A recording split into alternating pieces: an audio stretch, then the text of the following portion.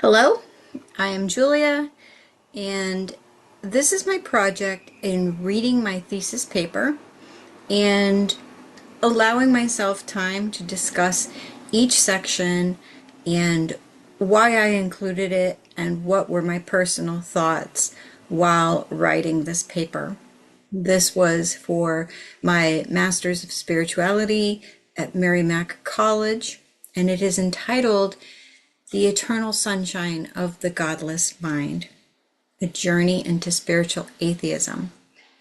I have my binder, it's all printed up, so I will be reading it and then talking about it.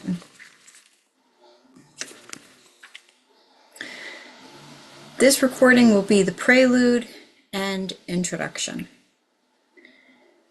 So that's me in the corner. Spiritual atheism does not propose a religious doctrine or metaphysical system.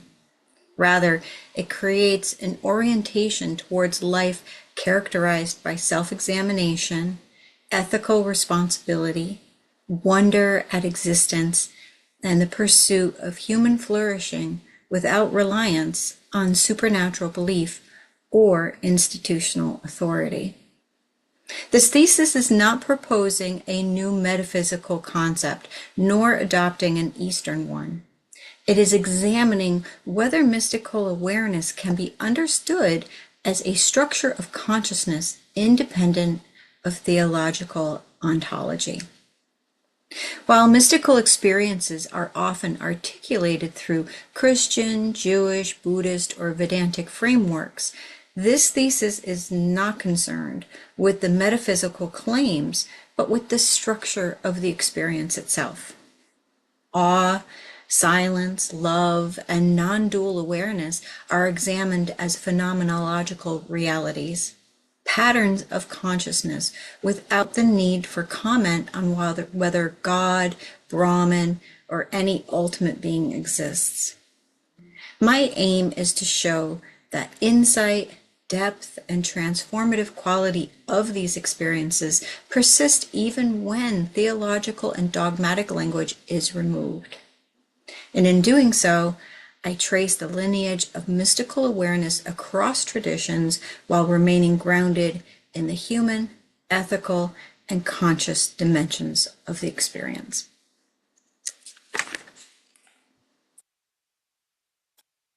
Introduction. Why spiritual atheism needs a genealogy. Spiritual atheism is a seemingly paradoxical position, a search for transcendence and interior growth without belief in God or gods or participation in traditional religion. This thesis will examine the tension between belief and non-belief in God, gods, the social and psychological implications of an atheistic worldview, the problems posed by religious fanaticism and militant atheism, and the emerging definition of spirituality independent from institutional faith and external authority.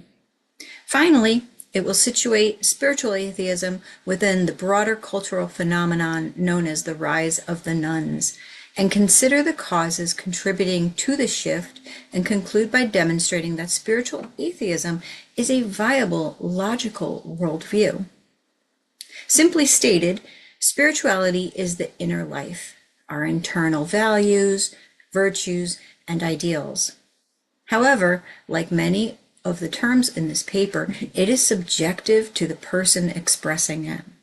All religions have some degree of spirituality, but spirituality itself does not require religion.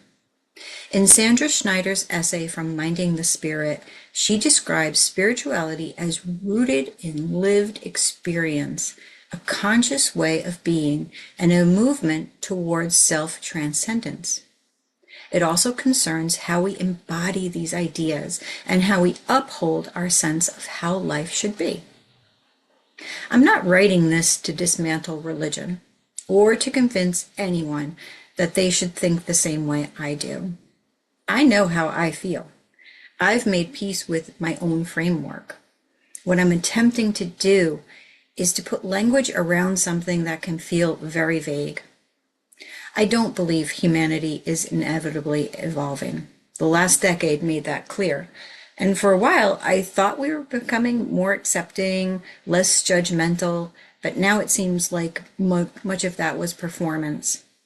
People were behaving in the way they thought they should, not necessarily because they had internalized it.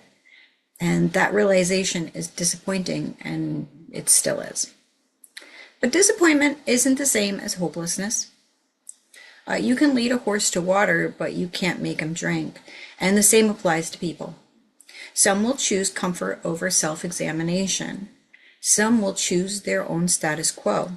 And as difficult as that is to accept, forcing growth would contradict everything I believe about freedom. Spiritual atheism is not about coercing transformation. It's about inviting it. I'm not responsible for fixing humanity. I'm responsible for cultivating it where I can. Empathy, awareness, creativity, accountability, these are not divine commands. They are human capacities. If we are capable of them, then we should develop them. Not because we're being watched, not because we'll be rewarded, but because harm is real, beauty is real, and the depth of what we can become is real. Hammerstein had it right. Do I love you because you're beautiful? Or are you beautiful because I love you? That's from Cinderella.